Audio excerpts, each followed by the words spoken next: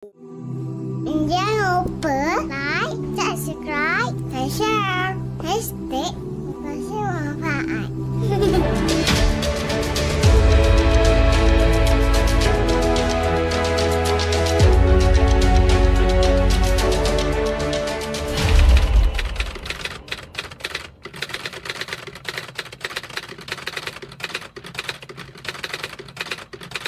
Innakum yakiduna kaida. Mereka itu orang-orang yang melakukan olok-olok jenaka dengan apa yang diturunkan kepada Muhammad, yakni Al-Quranul Karim. Mereka itu yakiduna kaidan. Mereka menyangka mereka sedang melakukan tipu daya, sedang merencanakan sesuatu yang benar-benar menjadi tipu daya. Maksudnya apa? Orang-orang kafir ni, mereka merasakan yang apa yang dibawa oleh Muhammad itu adalah sesuatu yang sia-sia, dan mereka menyangka apa yang mereka rasakan terhadap Muhammad itu adalah sesuatu yang benar. Faham tak? Diorang kata Nabi SAW bawa satu peringatan yang sia-sia, dan mereka sangka apa yang mereka rasa kepada Muhammad itu adalah benda betul.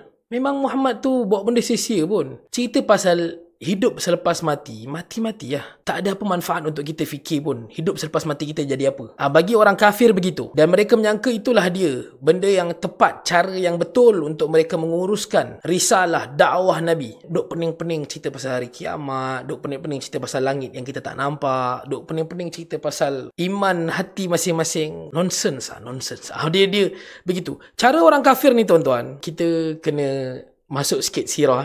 Antara sebab utama orang kafir, musyrikin Makkah, termasuklah orang-orang Yahudi di Madinah. Musyrikin Makkah, mereka berkeras untuk tidak menerima dakwah Nabi. Antara sebabnya adalah mereka ini melihat kepada fast cash. Fast cash. Mereka nak sesuatu yang bersifat segera. Kalau untung sekarang. Kalau ikut Muhammad kaya, sekarang mesti kaya. Sebab tu mereka pernah sebutkan kepada Nabi SAW, buatkan sungai, jadikanlah tanam-tanaman yang subur di Mekah ni. Sebab yang mereka ada tanam-tanaman di Taif. Mereka minta kepada Nabi SAW sedemikian. Mereka nak sesuatu yang bersifat segera. Saya bahasakan sebagai fast cash lah. Fast return. So, diorang tak boleh terima dengan Nabi SAW hanyalah kerana Nabi itu physically miskin. Hidup pun ditampung oleh Khadijah binti Khuwailid. Dia sendiri tu, kalaulah tak ada Abu Talib, orang dah belasah dia lama dah. Nampak tak? So maksudnya Nabi ni dari sudut fizikal tidak mampu menjamin apa-apa kepada orang Quraisy. So orang Quraisy, mereka tak boleh nak follow kejahatan orang-orang musyrikin Makkah ni sebenarnya pada mentaliti dan juga pada samalah i'tiqad mereka lah. Cara mereka memahami. Dia sama macam kita hari ni. Sebahagian daripada kita, doanya panjang, amalnya hebat. Ketika dia memerlukan, dia belajar, dia tengok orang kaya tu, amalan dia sebelum subuh solat 8 rakaat, duha solat 8 rakaat, maka dia buat. Orang kaya tu dia boleh kaya sebab sedekah dia banyak, maka dia pun usaha, tambahkan amalan. Ketika dia memerlukan. Namun bila Allah kurniakan dia kekayaan, kemewahan, kesenangan, yang mana tentu sekali dia datang dengan package busy. Banyaknya kerjaya dia, banyaknya urusan, dokumen yang dia perlu attend, meeting yang dia kena chair, dia kena ketuai, banyak. Jadi menjadikan dia semakin jauh daripada ibadah yang dulunya dia usaha ketika dia mahukan. Ketika dia mendapatkan, dia hilang. Dia hilang nikmat. Dia hilang rasa nak minta dengan Tuhan. Sebab tu kata Allah Subhanahu wa taala, innal insana khuliqa halu'a wa idza massahu syarru jadhu'a wa idza massahu alkhairu manua. Bila manusia ni, bila didatangkan kebaikan, dia menghalangnya daripada sampai kepada orang lain.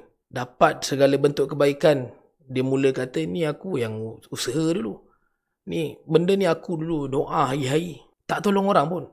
Dan ketika dikurniakan dengan kesusahan, dia meronta-ronta, dia mengeluh, merungut. Itulah dia sikapnya kita. Orang-orang kafir, musyrikin Makkah, mereka merasakan yang cara mereka betul. Inilah dia yang Allah bahasakan sebagai kaidan, tipu daya. Wa akidu kaidan. Dan Allah Subhanahu wa taala balas. Dan aku pula, ada beza kaidan dengan makrun. Makrun juga adalah tipu daya, tapi makrun ni adalah sesuatu tipu daya yang dibuat dengan sangkaan mereka berjaya. Mereka, orang-orang kafir, musyrikin Makkah, mereka merangka makrun, merangka satu tipu daya masuk ke dalam perang Badar dengan sangkaan mereka akan menang tapi mereka kalah. Dan Kaidun adalah tipu daya yang bersifat rahsia, sembunyi-sembunyi. Tak ada orang tahu apa yang mereka fikirkan. Tapi Allah tahu. Dan Allah sebutkan, bila Allah sebutkan dalam ayat Al-Quran dan Nabi bacakan di hadapan mereka, mereka rasa tersentak. How could he know? Macam manalah Muhammad ni boleh tahu? Akidu kaidan, kata Allah, aku buat rencana, iaitu secara rahsia ini, dan inilah dia sebenarnya kaidan, rencana yang sebenar. Apa yang mereka buat, yang mereka sangkakan kaidan, perencanaan yang sebenar, itu adalah perencanaan yang sia-sia.